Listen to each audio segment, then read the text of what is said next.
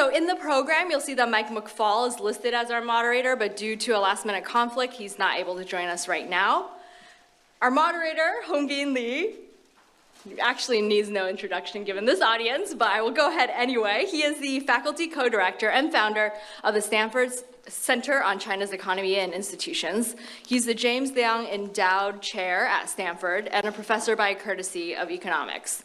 He's also a senior fellow at the Freeman Spogli Institute for International Studies and at the Stanford Institute for Economic Policy Research. Hongbin is also a Stanford alum, so maybe there are other alums in the room, who received his PhD in economics from Stanford in 2001. He's been a professor at a number of elite universities in Asia, including the Chinese University of Hong Kong and Tsinghua University. Hongbin is someone who builds institutions in addition to studying them. He founded the Institute of Economics and Finance of the Chinese University of Hong Kong and the China Social and Economic Data Center at Tsinghua. He also founded the Chinese College Student Survey and the China Employer Employee Survey. So Hongbin will be moderating the Q&A portion of the keynote. And now on to introduction of our keynote speaker, Craig Allen. Craig Allen is the president of the U.S. China Business Council. He has had a long and distinguished career in U.S. public service, much of which has been spent in the Asia region and on China-related issues. Craig began his government career at the Department of Commerce's International Trade Administration after serving various posts and positions at U.S. embassies, including those in China and Japan. Craig became the Deputy Assistant Secretary for Asia at the International Trade Administration, and he later was appointed Deputy Assistant Secretary for China. So immediately prior to becoming president of the U.S. China Business Council, Craig served as the United States ambassador to Brunei from 2014 to 2018. And just a slight bit on the organization, though Craig today all of his remarks will be in his personal capacity and not in his official capacity as president of the U.S. China Business Council. But just for some context, the U.S. China Business Council is a private, nonpartisan, nonprofit organization of actually nearly 300 American companies that do business in China. And the organization's mission is to expand the U.S.-China commercial relationship.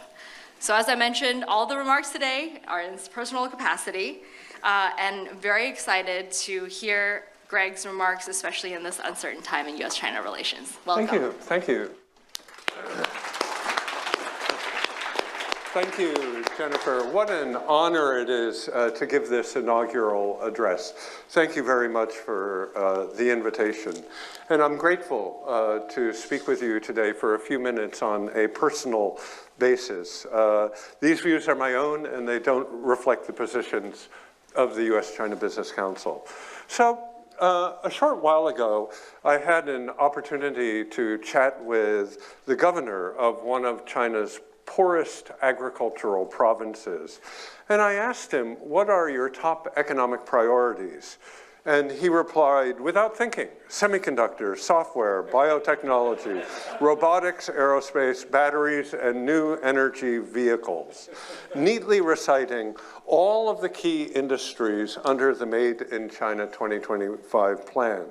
Now, I would have thought that addressing the immediate needs of his overwhelmingly rural constituents might be at the top of his priorities list, but I was wrong. The governor, and probably every other successful central, provincial, and local government official, is incentivized to contribute to the top priorities of the central government. And like all of them, he was going to do his best to advance these central government goals. Their individual and collective top priority is technology.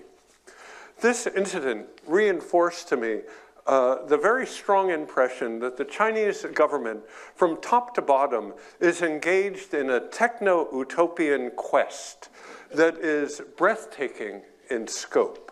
China's unswerving and unquestioning commitment to advanced technology to resolve virtually every problem is going to have profound consequences for China and for the rest of the world. and in China, there is very little discussion about the downsides, about the costs or the trade-offs of technology. So let me please discuss this techno-utopian vision that I see being advanced. And let's start with the background. Why techno-utopianism is such a natural fit for the Chinese government and the Communist Party. First, it's helpful to recall China's commitment to science and technology is not a new phenomenon. Students of Chinese history will recall that over 100 years ago, the student protesters of the May 4th movement called for a new culture based on science and democracy. Second, China's current techno-utopianism is perfectly congruent with Marxism. Marx would be strongly supportive of the materialistic and dialectic progress of ever-advancing technology toward an unspecified utopian goal. Third, Lenin would be even more enthusiastic about the Communist Party using technologies, especially information technologies, to advance economic planning and to extend control of the party over society. Fourth, Confucianism is not even slightly hostile to technology. Indeed, you see the same techno-utopian tendencies in other Confucian societies, Japan, Korea, and Vietnam. Fifth, from a leadership perspective, President Xi studied chemical engineering at Tsinghua from 1975 to 1979, and his career shows a very consistent preference for technology and science. And almost all of the other officials around him also have similar technical backgrounds. And finally, the policies and planning of the Chinese government with regard to technology are framed very much in accordance to the CCP's revolutionary tradition. They claim that they wish to be at the vanguard of technology in order to correct the injustices of imperialism and colonialism. So this techno-utopian vision is deeply, deeply rooted in China's historic and ideological structures, and it fits perfectly as a guiding principle for the CCP in the current era. Now, American views of China historically and today have oscillated between overestimation and underestimation of Chinese capabilities. And indeed, I think that the record shows that we seldom get it right. Currently, some of our more jingoistic American compatriots severely underestimate China, believing that China is not innovative at all. And I believe that this view is terribly ill-founded. China has already moved from being an innovation sponge to being an innovation leader. And in this process, they have redefined innovation in a manner that fits China's needs. But China's definition of innovation is different from Silicon Valley's. Here, I'd like to use the McKinsey Global Institute, which helps us to understand 4 drivers of Chinese innovation. First, China benefits from the sheer size of its consumer market, which helps Chinese companies to commercialize new ideas quickly and at incredible scale. Chinese consumers are extremely exacting. Many consumer-oriented companies that thrive in China will do very well elsewhere, and we should not be surprised at the success of TikTok or Temu. They have gone through very rigorous training in China, and then there are hundreds more companies like them. Second, China has an ecosystem that is optimized for efficiency-driven innovation in manufacturing at scale. These manufacturers use lots of agile manufacturing, modular design, and flexible automation. Shein and Xiaomi are beautiful examples. Shenzhen is the capital of the world in fast prototyping and then moving to scale at manufacturing very rapidly. Third, do not underestimate China's capabilities at engineering-based innovation. They have millions of engineers and STEM workers. Huawei may be reviled in some parts of the United States. However, Huawei has demonstrated some of the world's top engineering capabilities. Other Shenzhen companies that come to mind are Tencent, DJI, and BYD. And there are many, many others in the Pearl River Delta area. Fourth, do not underestimate China's rapidly expanding capabilities at science-based innovation. In the most recent budget, R&D spending has been increased at 10%, more than any other budget category. And China has already passed the EU in R&D spending, and they may catch up to the United States soon if we do not up our game.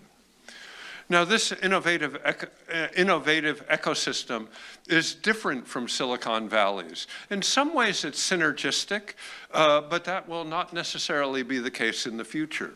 So what exactly is the Chinese government doing from a policy perspective to create a technology lead over the U.S. and the rest of the world? In China, this is broadly being discussed in terms that the Chinese call, quote, the new productive forces, end quote.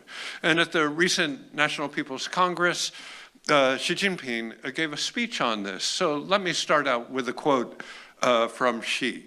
He said, quote, "It is essential to promote the integration between scientific and technological innovation and industrial innovation in a coordinated way to develop strategic emerging industries and to arrange the development of industries for the future, as well as to accelerate the development of a modern industrial system."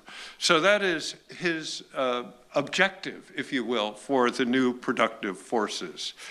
But I think that we need to get more granular. So there are 5 things that I would have to say about the new productive forces that distinguish Shenzhen from Silicon Valley. First, the new productive forces very clearly recognize that China faces a labor shortage, an acute labor shortage that is only going to get worse. Thus, the government-guided efforts focus on factory automation and efficient production in mature industries. They want to move rapidly up the value chain by using robotics, precision manufacturing, and mass customization, and they are moving very quickly in this mode. Second, they want to spur innovation and create new industries at almost any cost.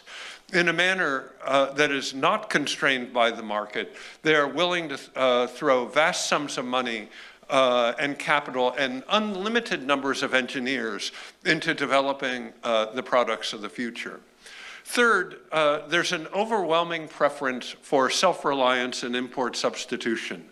The role that foreign companies can play has been described in the official media as follows.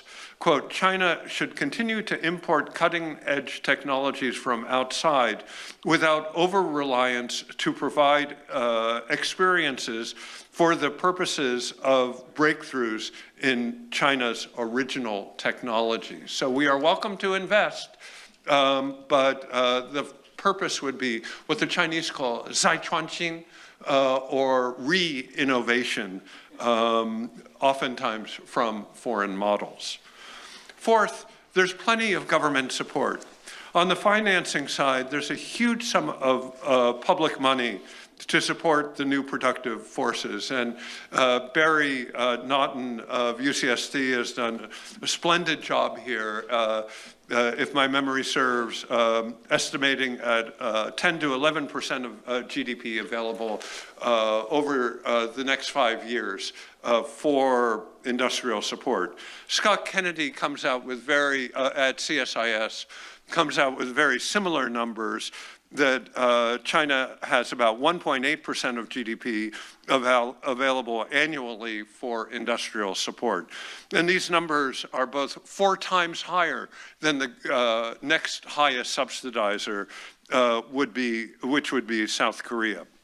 The fifth thing that we should all watch very carefully is China's plans to turn data into, quote, the fifth factor of production, end quote, behind land, capital, labor, and entrepreneurship.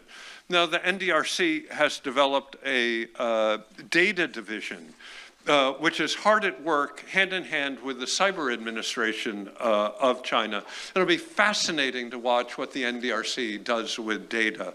One way of looking at this is perhaps a spear and a shield, the NDRC being the spear and the cyber administration being the shield.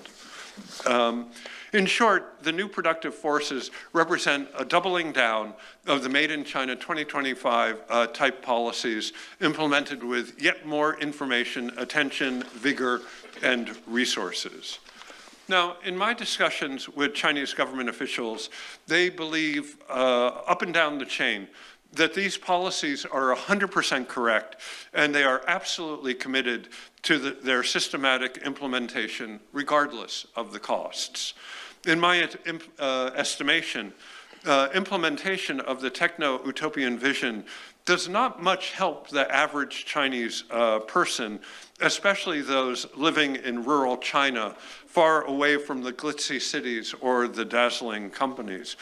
Stanford's own Scott Rozelle has done a superb job at highlighting the profound challenges that non-elite Chinese face. It is doubtful that the new productive forces will reach them, and arguably the new productive forces will lead to yet more inequality and further widen the rural income gap. Another group that might prefer other policies are Chinese private companies writ large. This group is in a deep funk. Their access to credit from the government banks is highly circumscribed. Internal markets are poor. They are worried about deflation. There hasn't been an IPO in Shanghai in 3 years.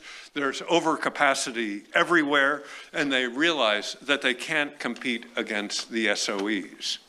So now that I've laid out what I believe are the contours of the new productive forces, I'd like to kind of take a look at this from a WTO and an IMF, or a trade policy and then an economic policy perspective, and then a couple comments on U.S. economic national security concerns, and finally a few comments on corporate concerns. So from a WTO perspective, I've emphasized subsidies. And these are important because, if for no other reasons, that they're actionable under the WTO. But it's important to note, in addition to subsidies, the Chinese government uses a whole armory of WTO compatible and WTO non-compatible measures. Indeed, USCBC maintains a database of some 130 Chinese industrial policy measures that the Chinese government uses to promote its own industry, often at the expense of China's trading partners. These 130 industrial policies fall into a number of buckets, including government procurement, state-owned enterprise procurement, industrial standards, IP policy, tax policy, customs, and a number of others. Under the WTO, WTO members are all obligated to keep trade-related documents in the public sphere. Secret documents are not permitted within the WTO. However, in the case of China, we know of at least 2 classified Chinese government or party documents that have a significant impact on technology trade. Specifically, document 551 was proclaimed last year by the Ministry of Finance and the Ministry of Information, Industry and Information Technology. This document lays out a time frame for the elimination of imports of many medical devices in some 300 different categories. We have copies of Document 551, and I've asked for it to be repealed many times with no action taken thus far. Also, a Document 79 is purportedly published by the State-Owned Assets Supervision and Administration Commission, or Guozhouwei, which owns the state-owned enterprises. Now, this secret document, which I do not have, purports to remove all foreign technology from the tech stack of Chinese SOEs over a relatively short period of time. Although I don't have a copy of the document, we see reflections of Document 79 and its implementation in many SOE bid and tender documents. The WTO was written before the advent of the internet or genomics. Thus, the WTO does not provide a really good rule book on how to manage trade in the technological area. But suffice it to say that China is not living up to its WTO obligations in the technology space. And I would dare say that the US government isn't doing a great job at this either. The current WTO system of rules simply cannot survive the intense rivalry between the United States and China in trade, technology, and finance. So let's look at this from the IMF perspective. Although the WTO may be fading out of relevance, the IMF macroeconomic perspective is extremely useful, in my opinion. Some economists have said that China is responsible for 18% of the world's population and about 17% of world GDP. But China is responsible for only 12% of global household consumption. And the inevitable consequence of underconsumption is overinvestment. China is responsible for an estimated 30% of total fixed capital investment, and it is that overinvestment that has led China to control 31% of total global manufacturing, a number which they seek to increase. Through financial repression, Chinese government policy offers only limited savings alternatives to the Chinese people. Chinese government policy perpetuates excessive savings and investment at the expense of household consumption. And this fixation on expanding the supply side and limiting growth of the demand side has reached its natural limits. Further supply side stimulus produces diminishing returns. The world is simply too small to accept additional Chinese overcapacity in the manufacturing sector. The IMF clearly recognizes this distortion and suggests that corrections are urgently needed. The IMF suggests that China must expand pensions, remove hukou restrictions, increase the role of the private sector, increase healthcare insurance and unemployment insurance, restrain SOEs, and improve the lives of ordinary Chinese. This is surely correct. But those demand-generating policy initiatives are not the highest priority of the Chinese government. They do want a little bit more demand, but they want a lot more supply-side stimulus, the opposite of the emphasis that the IMF would prefer. The international spillovers from Chinese policy to expand innovation and manufacturing at all costs also creates economic distortions around the world, including in the United States. Technology is a big part of this problem. So, Treasury Secretary Yellen, during her recent visit to China, was correct to highlight the international costs of overcapacity in the industries that China chooses to subsidize and support.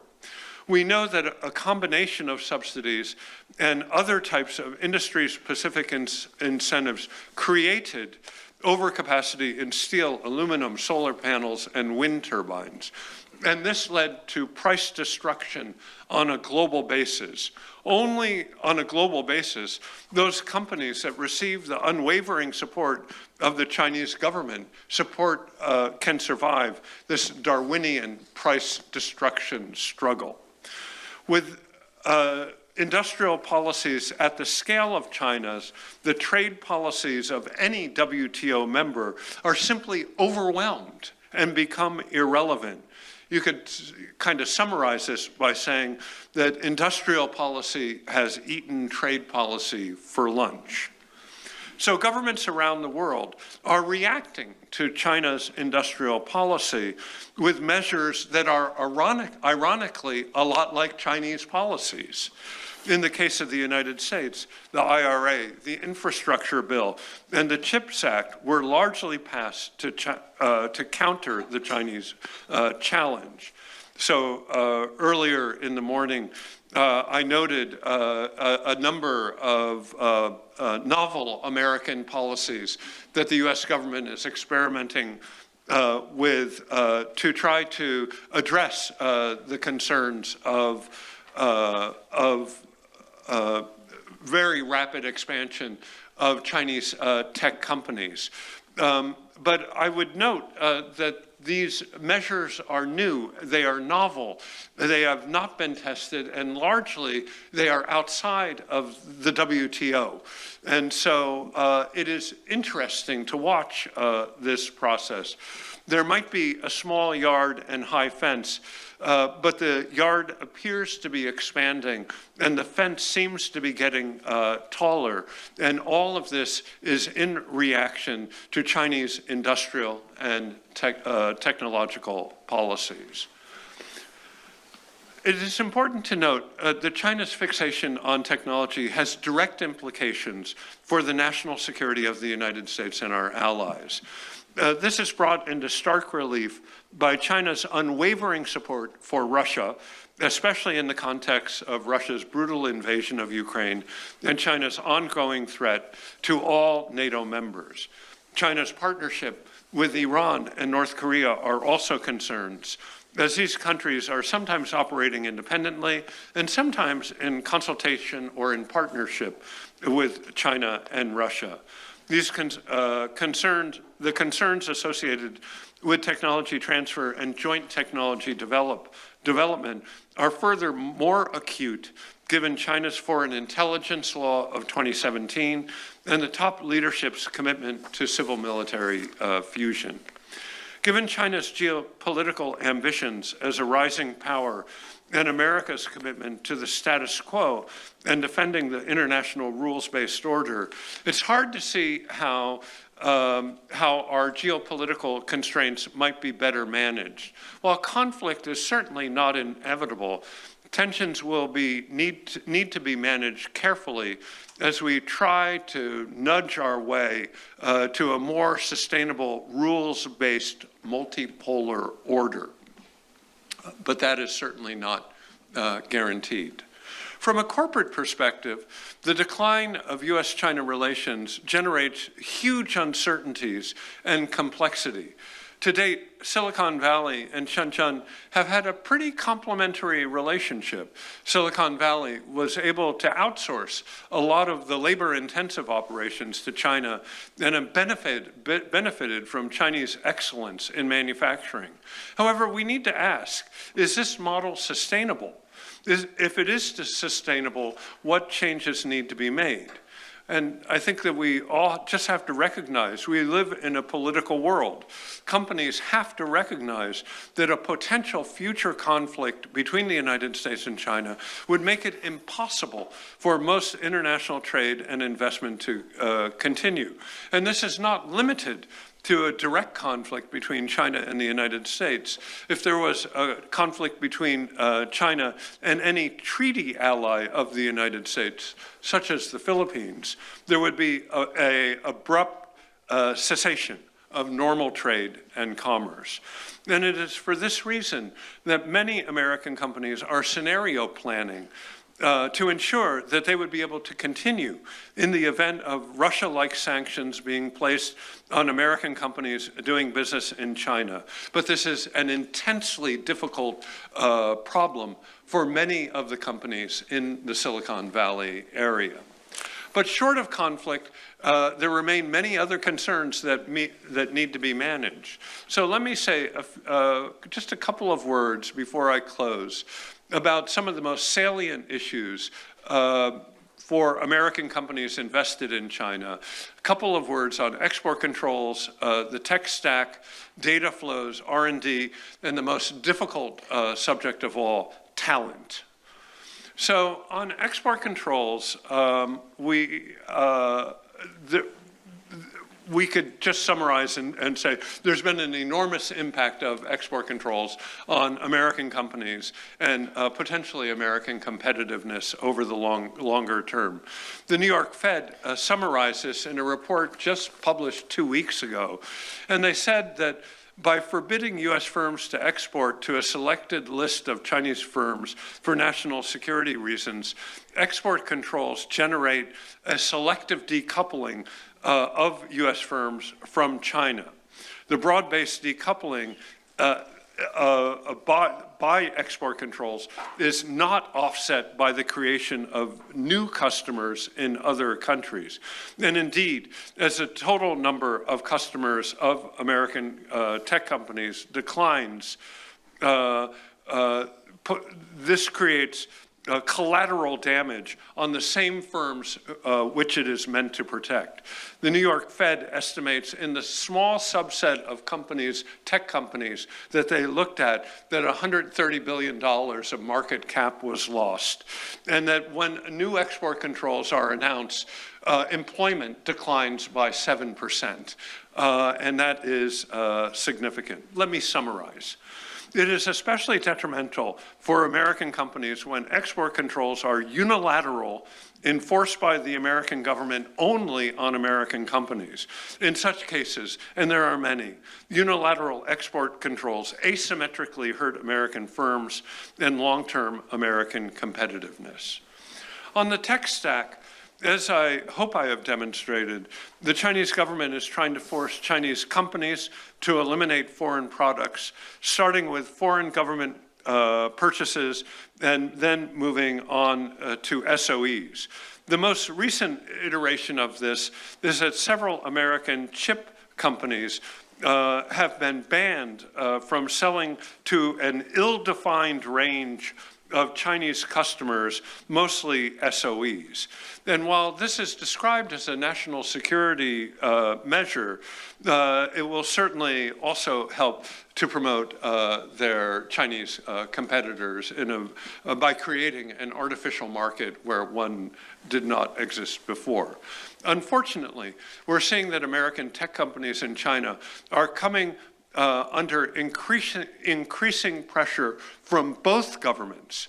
Given the push and pull between the two governments, it's hard to see, for me to see, how this would stop. The Chinese government procurement actions are going to put SOEs, that is their own companies, in a very difficult place. But the unfortunate question is, we don't know who's going to be hurt more, American companies or Chinese companies. Both are going to suffer damages. Let me say a couple words about data flows. Another very sensitive issues.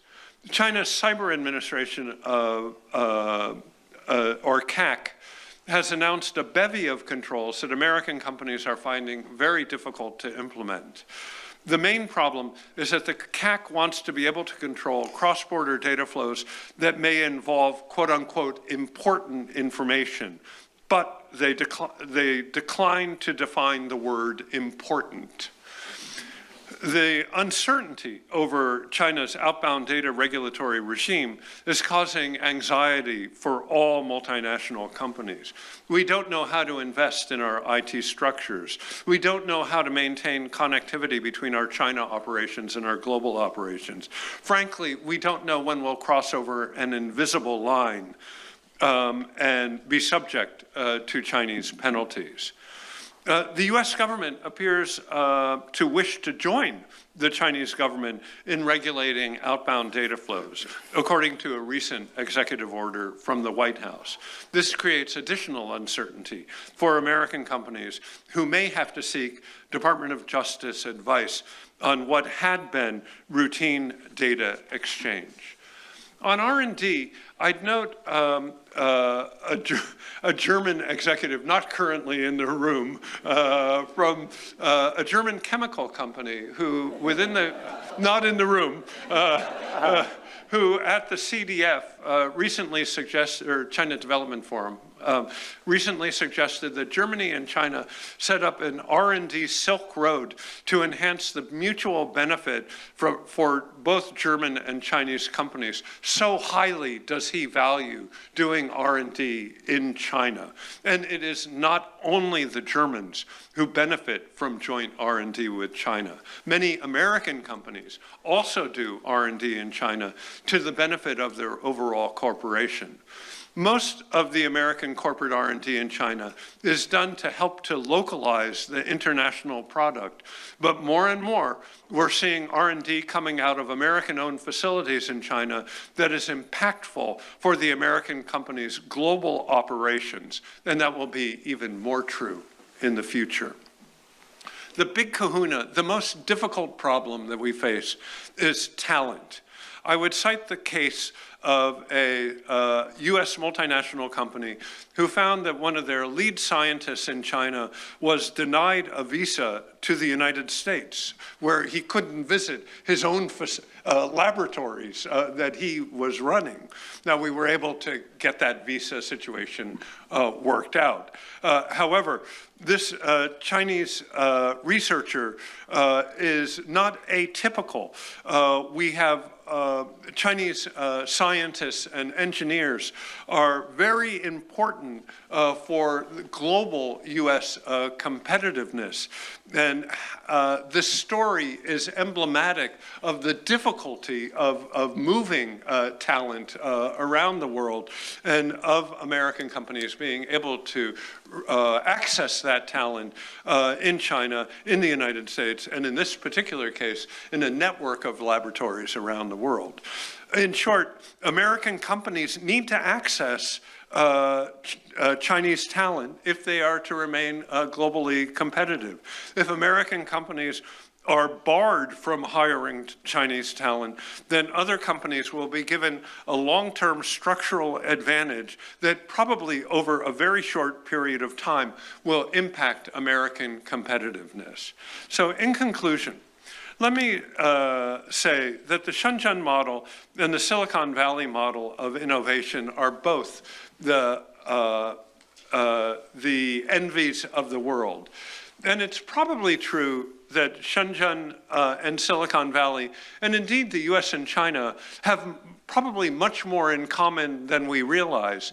But the differences between the two models are also important. It is my view, strongly held, that the Silicon Valley model, which we might call libertarian, will win due to its enthusiastic embrace of diversity and its inherently global nature. However, let's give the Shenzhen model the respect that it deserves as a very strong and ambitious competitor. They can mobilize vast resources. They have vast market scale. They have superb engineering talent.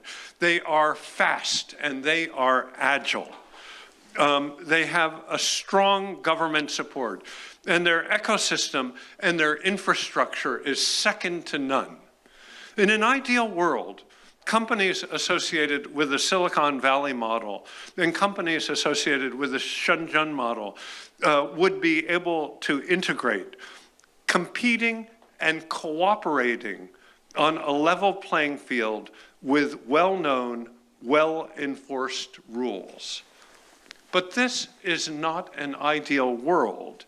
And unfortunately, that technology-related level playing field and well-enforced rules, they do not exist.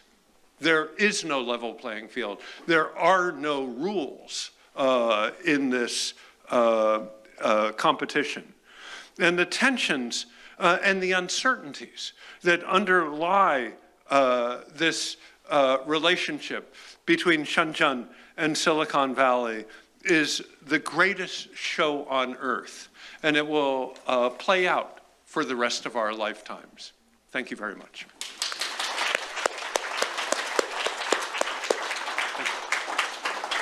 Yeah, thank you, Craig, for such a fascinating speech. I also find it very entertaining, actually. There's a lot of things.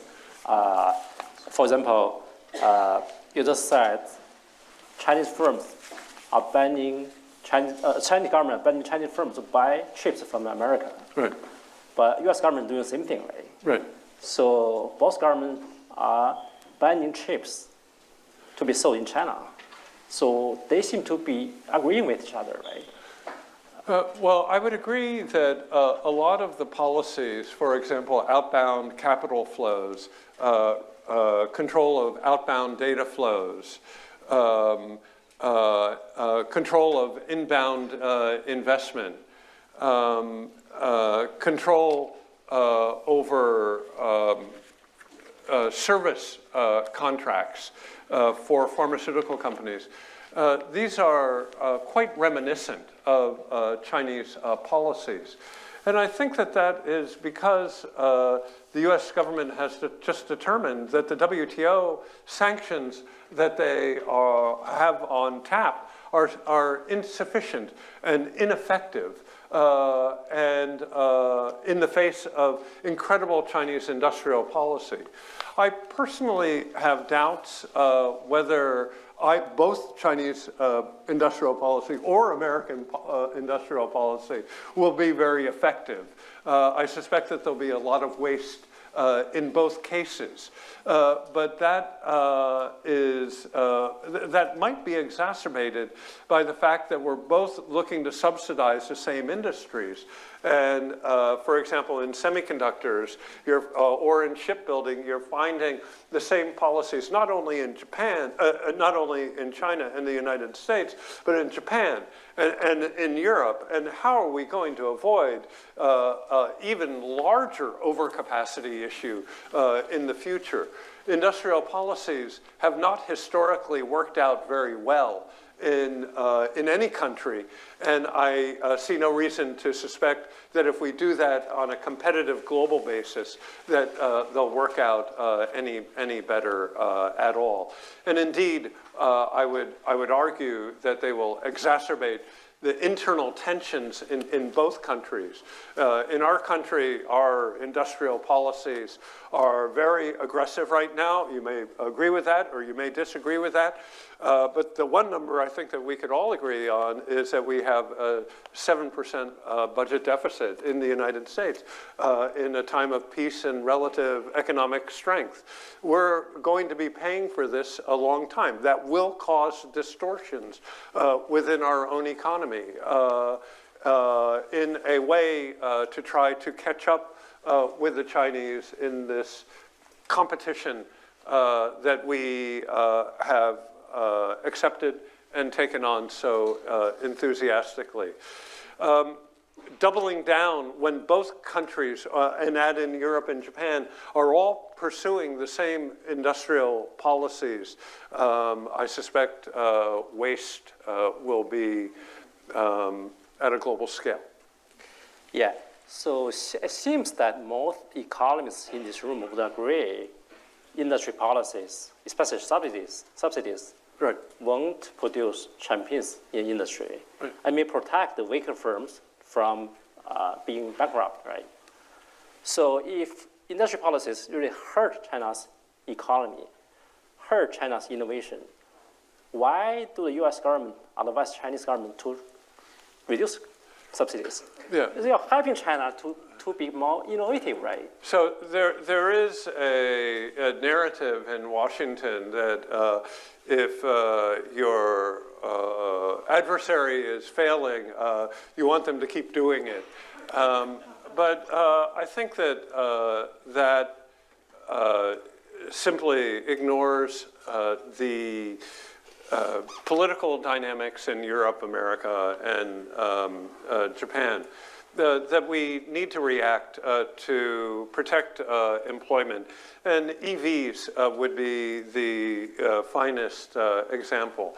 Now, the Europeans are going to try to limit Chinese imports of electric vehicles through anti-dumping and countervailing duties.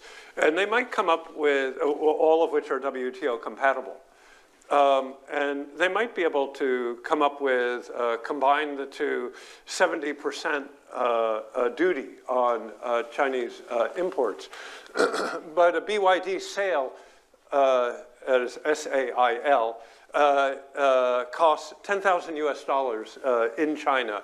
So that would get you up to $17,000 total shipped cost. And that probably will be insufficient. The United States approach to this same problem has been to reach to Article 25 of the WTO and suggest that this is a national security concern, and to have Chinese connected vehicles on American roads represents an unacceptable national security risk. And so these are two different approaches, and I don't know that either one will work. But I think well, the one thing I would be quite certain of is that the unintended consequences will be enormous.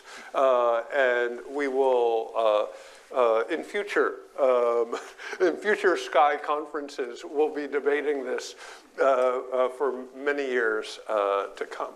So I will ask one more question. So you seem to suggest both views about China. So one view is that Chinese firms are really successful. They are dominating the world, right? Yeah. Another view is that China's failing. Yeah. The economy is failing. The government is failing. So they want to subsidize the firms, but where is the money from? Yeah. So if they are failing, why do we worry about it? Yeah. So the secret to most of the successful Chinese technology companies, there are different types. But one of the keys of success, particularly in the manufacturing sector, has been local government subsidies and local government support and local government and local SOE procurement, providing a haven for them to grow. And there are 75 EV manufacturers in China. Each of them has a government supporter behind them. I would note, however, that there's a whole body of new Chinese companies, and I would certainly put DJI in there, Tencent, Ali, and many others, who really want nothing to do with the government or Made in China 2025, and indeed who really are hurt by such government policies, which the United States and many other governments project onto companies that are truly independent, run by truly globally magnificent entrepreneurs. And China has many of them who really are successful despite the government policy. And we saw something very similar in Japan. The companies that the Japanese government supported in the 1990s, they're not doing very well. But the Japanese companies like Kyocera or Sony or Honda, which were not supported by the Chinese companies, they went on to be the world beaters. And I suspect that we'll see something very similar in 5 or 10 years, that those Chinese companies that received Chinese government support are not ultimately going to be successful. They're going to be successful at harvesting subsidies. They're not going to be successful on the global market. Those Chinese entrepreneurial companies that don't want, have not used government support, and the gladiators within that very competitive Chinese market, those are the ones that will be globally dominant. And I hope that there's room for them in the global economy. I think that Chinese entrepreneurial drive and creativity is something to be celebrated and welcomed, notwithstanding or taking into account the national security concerns that also exist with such private companies. Okay, let's open up for questions from the floor. Scott, you're first. Thank you, Craig. I've heard you several times, and is more and more new stuff. It's fantastic. You talked about Silicon Valley companies, the impact they have. That was very interesting, especially for this group. I'd like to know what you think, how all this is affecting U.S. businesses inside China, right? The Dell, Johnson & Johnson, Boeing, Bank of America, right? GM. What are they doing? And how does it compare to, I think, what Jörg told us on the German companies where they're attracting the top experts and then having trouble with the small SMEs? Well, what do you think? You know, I think that in general, when you're in any foreign market, you want to be working along the lines that the government wants you to work. But in the case of China, the companies who are not in the tech area are actually mostly doing just fine, thank you. If you're in fashion or energy or ag or consumer goods, consumer entertainment, financial services, travel, etc., life is pretty good. The market's not great, but life is pretty good.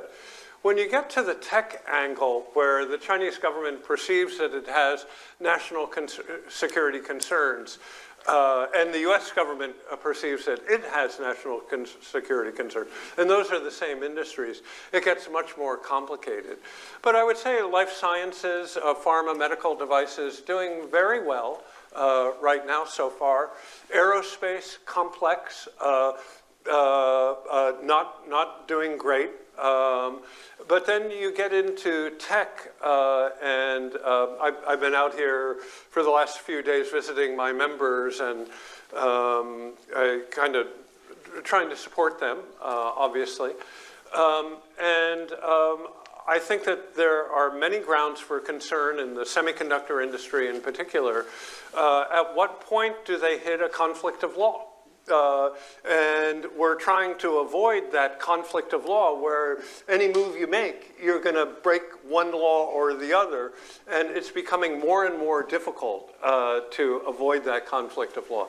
And either government at any time could force you into that conflict of law, thereby terminating or severely restricting what had been a very profitable enterprise, perhaps for decades, right? So there's a great deal of uncertainty and anxiety. And I think that that's true across the board in tech, much less true in other areas. But at the same time, China's extremely important for the tech companies. Many of them have a large percentage share of their total sales in China, and many of them draw on that enormous Chinese talent pool in China and outside of China, and that is not something that that they can easily walk away from. The Taiwan situation makes this yet more complicated. And are they able to move product between Taiwan and the mainland and Taiwan? Can they move people between Taiwan and the mainland? That is becoming more problematic. Taiwanese employees might not wish to any longer reside in mainland. That's a phenomenon that we've seen. And so it's becoming more difficult for CEOs and boards really to monitor and closely supervise their subsidiaries or their companies in China.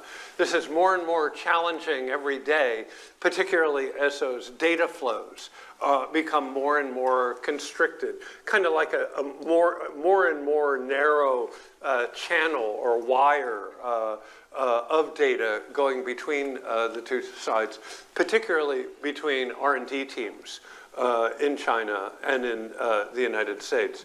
So this is becoming increasingly difficult.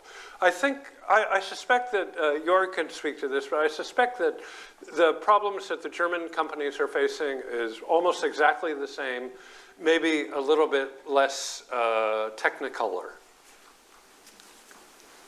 So I do have a question, but feel free not to answer. I saw a big picture. You're shaking hands with President Xi Jinping recently. I know you met him twice in the last 6 months.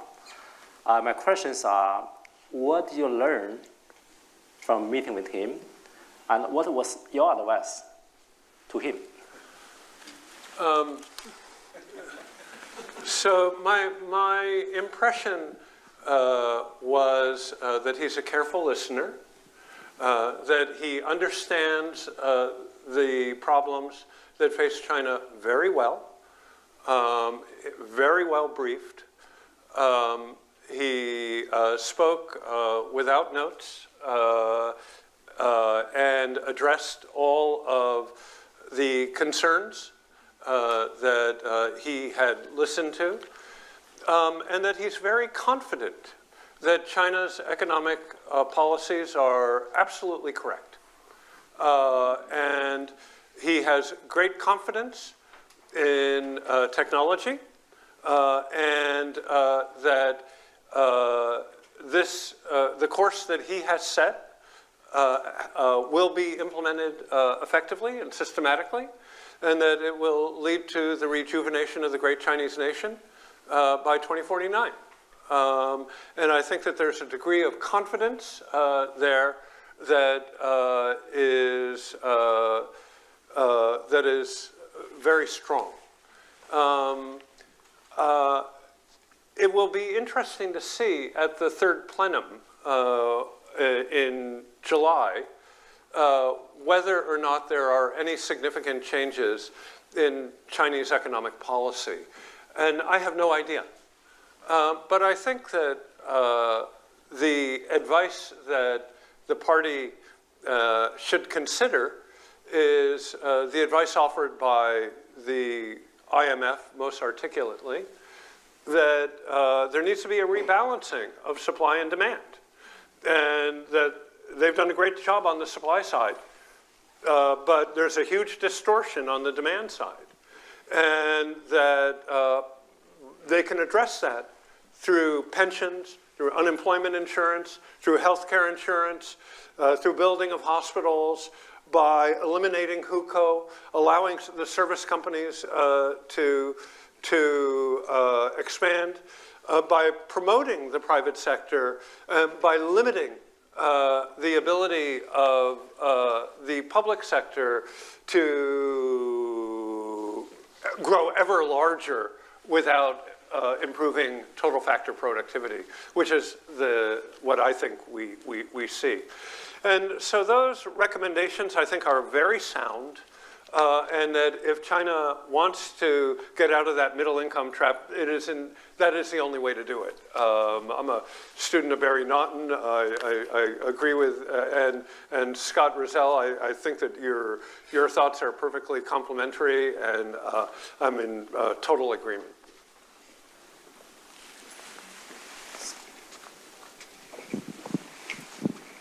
Thank you, Craig. So in Silicon Valley, we rarely discussed this issue up until recently, but now Yellen has gone to China and talked about stress testing banks in both the U.S. and China. My question to you is, what do you think is the health of U.S. and Chinese banks? Yeah, it's a wonderful question. There was a huge concern sparked by an article in the Wall Street Journal on Monday of last week that the Treasury Department might sanction a Chinese bank for financing weapons or other war materials to Russia. And that caused a huge concern in the global financial community because under Chinese law, the Chinese authorities would have the right to sanction the banks that sanction the Chinese banks. And that would have to be every American financial institution, or theoretically. And putting sanctions on American banks would be crossing a Rubicon River that could lead for a tit for tat that would be much larger than the tech warfare. Thus far, Treasury has not acted, but was it a White House leak? Was it a State Department leak to the Wall Street Journal? I don't know. But Treasury has not acted on that. And I'm very wary of moving this out to sanctioning financial institutions because that could deteriorate, go into a vicious cycle very quickly that would hurt everyone and help no one. So watch this space. I think that the Chinese banking system is under enormous stress, but it's like a slow motion train crash. There's not going to be an event at all. There's not going to be a Lehman event. That's not going to happen. But what is happening, like a slow motion train crash, it's one car goes and then the next car goes and then the next car. What is happening is that they will sacrifice long-term growth for the benefit of not having a crisis. There will not be a crisis. The cost is lower long-term growth. And that is something that is easier to manage and will presumably lead to less social instability. The key question to ask is, how low will housing prices go? So right now they're down maybe 5, 7, 8, 9%. They could go down a lot more, or maybe not. I think that that's the key question to ask. And I think that stress testing of respective financial institutions is a really smart thing to do because I see no reason why Chinese housing prices are going to rise. And let's recall that the 80% of Chinese household income is in their real estate. And so when real estate prices fall, the wealth effect there is enormous. And Chinese households are simply not going to open their wallets and buy anything if they feel that their home prices are going to go down. Look at Japan. And I think it's a useful analog. Japanese home prices over the last 30 years have fallen 70, 80%. Not everywhere, but on average. I don't think that you'll see that in China, but in the third, fourth tier cities, why would you not see significant housing price declines? Beijing, Shanghai, that's not going to happen. But out in the provinces, what's to stop it? So maybe the last question. So maybe Zhigo, so for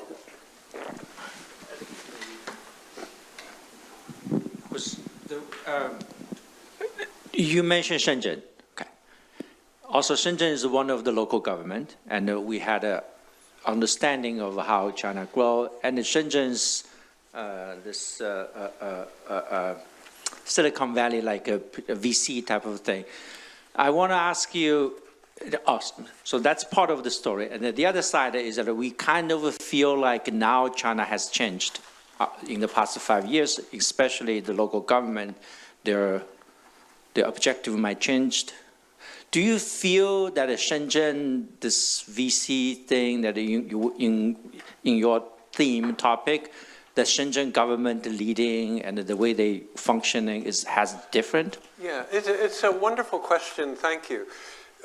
So 2 weeks ago was the IMF World Bank meetings in Washington, and so I had the privilege to sit down with the Chinese delegation and talk about issues like this. And they wanted to push back on the overcapacity issue. And so I pushed back on them and saying, no, this is all about local government subsidies. And they pushed back on me saying, well, that's a thing of the past. Local governments don't have that income anymore because they can't sell real estate. And so therefore, you don't have to worry about that thing. It's not a thing anymore. And I found that really fascinating.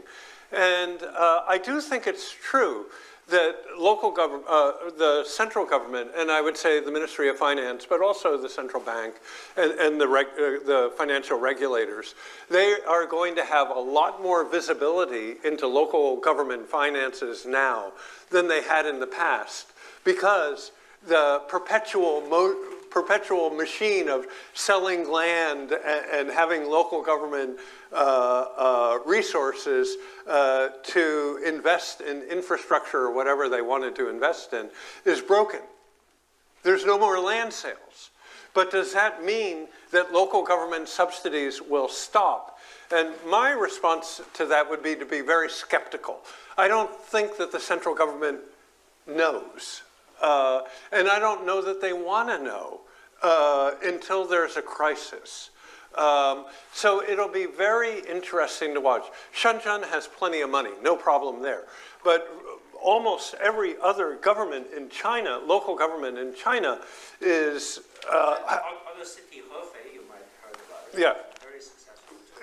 There are a number, but they are the exception to the rule. The rule is that Chinese local governments are under severe financial stress, and they are unable to continue to subsidize technology. And what is that going to mean? Will the central government flow funds down to them for the purpose of subsidizing technology? I don't know. And how will they preference that over paying their own workers? I don't know. I think that this will be a very interesting area for empirical research over the next year or two. But the one thing that I do know is that the overall banking system, right, is geared towards the techno-utopian vision, right? They're not going to allow IPOs unless they're in that sphere. The SOE banks are going to be channeling money there. The pension funds and institutional investors are going to be supporting that technology, techno-utopian vision. That's for sure. Whether or not local governments can subsidize that, I think is up for a question.